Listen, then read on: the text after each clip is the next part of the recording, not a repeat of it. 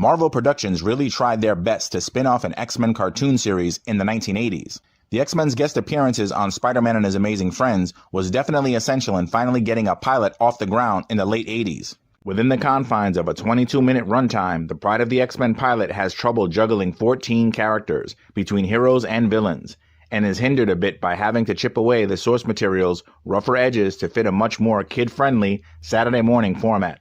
Most of the changes from page to small screen don't bother me as much as the character assassination of Wolverine. He's turned into a jerk who spends most of the episode bullying Kitty. Get with it! The X-Men don't have room for whiny brats! He's also a Canadian that's been given an Australian accent for some reason.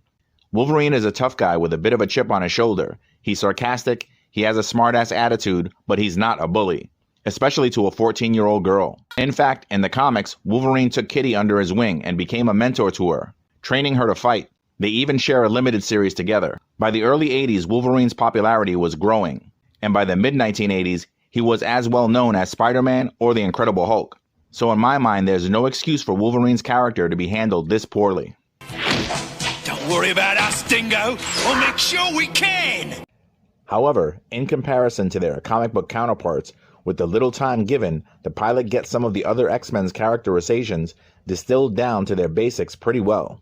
Especially Cyclops as a stern, confident leader. Please help us! Let the hostages go, Pyro! Colossus as a gentle giant. Oh, it is good, little one. Colossus like rain. And Nightcrawler as proof that a book cannot be judged by its cover. Kitty is initially frightened by Nightcrawler's appearance, but his persistent optimism and heroism demonstrate that she has nothing to fear.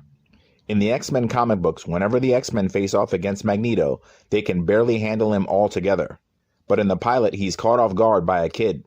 Stop calling me a kid! I am 14 years old! The point is to prop up Kitty as a valued member of the team, but at the same time it makes Magneto seem like less of a threat. Pryde of the X-Men has top-notch animation, sci-fi action and adventure, with a built-in message that could have developed into a hit Saturday morning cartoon. If only it was picked up to a full series. But alas, it was not meant to be. However, Pryde of the X-Men did pave the way for the highly regarded 90s X-Men the Animated Series. Magneto is still out there, waiting, planning, plotting the destruction of the human race. But whatever the challenge, whatever the peril, the X-Men will be there.